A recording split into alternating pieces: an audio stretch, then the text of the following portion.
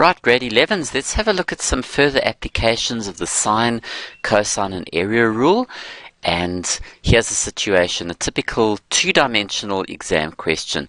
They give you a whole lot of information in this quadrilateral, and what they want you to do is they want you to calculate to one decimal place the length of PR. Let's have a look at that. The length of PR, and then also the length of SR, and then also the area of triangle PSR. Now, if we start with the length of PR, if we look at this left triangle, you've got two angles, so that sort of smacks of the sine rule. But we don't have any other side. So this triangle PSR is not very helpful because you need two angles and another side. So PR is not going to be able to be found using triangle PSR at this stage. But if you go to the next triangle here, PQR, if you look at this one, you've got two sides, the 6 and the 9, and the included angle 70 degrees, which is great. That means we can use the cos rule, two sides and the included angle. So if you look at number A here, you can say PR squared. Okay, now have a look at that carefully. We're using the cos rule, two sides and the included angle. So PR squared is going to be very simply 6 squared plus 9 squared. Okay, let's do that quickly.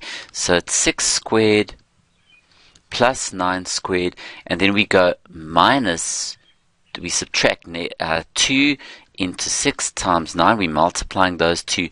The cos of the included angle, which of course is 70 degrees there. So we use triangle PQR, and we say there that the length of PR is 6 squared plus 9 squared minus 2, 6 times 9, and then cos of the included angle there. And that is going to assist us to be able to get the length of PR rounded off to one decimal. So if we then square root this, let's have a look here. If we then work out the square root of this, what do we get there? Let's tidy it up there a bit.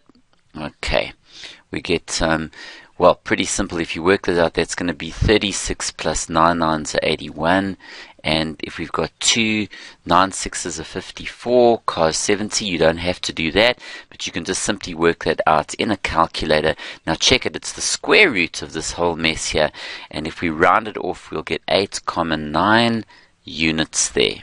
Okay, so PR is 8,9 units. So let's write it in there. Let's do it in a different color. PR is 8,9 units for the length of PR. Great. Okay, so that's the cos rule in this triangle here, PQR. We've got two sides included angle. We could easily have worked out the length of PR. Okay, what about the length of SR? Now, SR is wonderful because we've now got, if you look at SR belonging to triangle PSR, we've got two angles and a side, 8,9. So two angles and a side gives us the sine rule. So we want SR. So how are we going to approach that? Well, let's have a look at number B here. Okay, so number B, we can say SR divided by the sine of the opposite angle. Well, let's have a look. What would that be? Okay, SR over the sine of the opposite angle is 40 degrees. Okay, so we can write the sine of 40 there. Sine of 40 is equal to, now what is the known side? It's 8,9. We've got that now over the sine of the opposite angle, which is 110. Let's just check that. 8,9. So SR over sine 40 is 8,9 over the sine of its opposite angle, which is 110. And then we're in a position to work out the length of SR. So SR would then be equal to 8,9, multiply both sides by sine 40. So we can put it over there, divided by sine 110, and they said round off to one decimal, so let's do that. That will come to 6,1 units. Just check that in a calculator. 6,1 units there. Alright, so here we go, 6,1 for SR. Great. Okay, now once we've done that, we can now, they're asking us to work out the area of triangle PSR. We'll have a look at this. To get the area of triangle PSR, we've got the two sides, but we need the included angle here.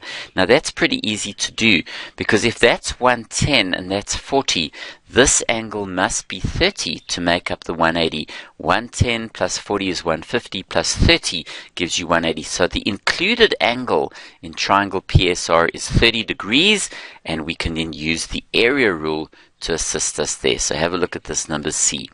Okay, if we go to a different color here, let's have a look here. Number C, we can say that the area of triangle PSR is equal to a half. Now the two sides that are in that we're going to use would be clearly the 8,9 and the 6,1. Let me just tidy that up a little bit there to make it look better. So it's 8,9, 6,1. Remember, it's the sine of the included angle there. So it's a half, 8,9, 6,1, and then the sine of the 30 degrees. And if you work that out in a calculator, well, that'll come to, if we round off to 1 decimal, is going to be 13,6 squared units or something like that. And there we go. Okay, and that's the area. So we've used the cos, sine, and area rule in this example. Okay, how about the second example? Have a look at this one. In this example here, again, we've got a quadrilateral. We're given the three sides there, the 5, the 7, the 8. Here we've got 120, and there's a 3 centimeters. And what we want to do is we want to calculate firstly to 1 decimal the size of angle S there. Okay, now what do you know? Angle S belongs to triangle PSR, in which there are 3 sides. So we could use the cos rule. And remember that that is opposite. These are opposite each other. So we can say, if we use the cos rule, no problem with A there. Let's have a look here. In A, we can say no problem is I'm going to put the little cos of angle S over there.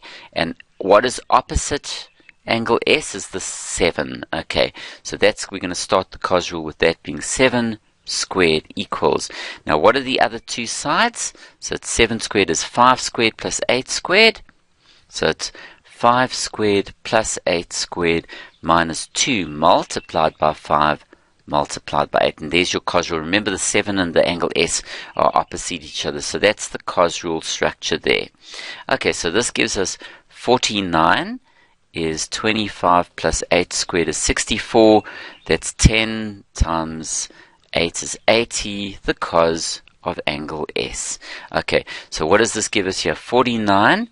This will give us 89 there. Subtract 80 cos of angle C.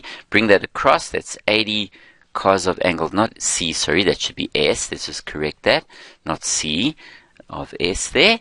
And then we've got the 80 cos S is equal to 89 minus 49, which is 40. 89 minus 49 is clearly 40. So the cos of angle S is then 40 divided by 80. And if we look at that, that's the same as a half. So that gives us a half there. And then if you go shift cos that, you'll get 60 degrees for angle S. So angle S is then 60 degrees. So that's great. There's 60 degrees for angle S. Okay, now the next thing that we want to do is the size of angle R1, which is that angle there. Now notice we've got two sides and an angle that's not included, and that clearly is the sine rule. So we can say the sine of R1 over its opposite side, which is 3. So let's do that, number B. Okay, so if we look at number B, what we can then say is if we want to calculate angle R1, the sine of R1 over 3, so the sine of R1, two angles and a side that's opposite one of the angles that's not included. So it's sine R1 over 3 centimeters. Let's have a look at that. Sine of R1 over 3 is the sine of 120 divided by the opposite side, which is 7. So it's sine 120 divided by 7 there. Okay, and there we've got it. So we can say no problem now. Sine of angle R1, bring up the 3 there, 3 sine 120 degrees divided by 7.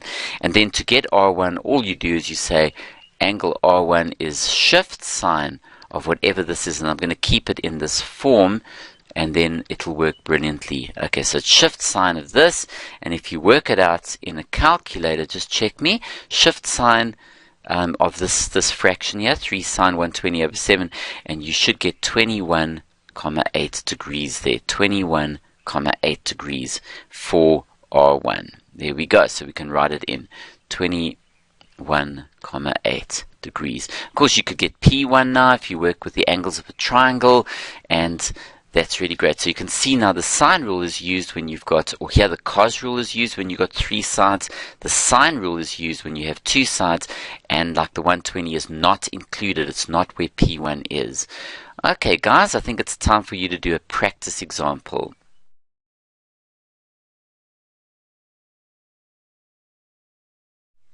Okay, here's the practice example.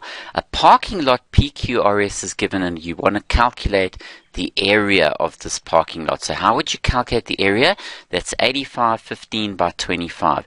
And I want you to calculate, it's like a parallelogram, and we want to calculate the area of this figure. Okay, now the trick is, of course, I would create triangles if we're using trig. So join PR and have a go at that and see what you can make out of this. Work out the area of PQRS.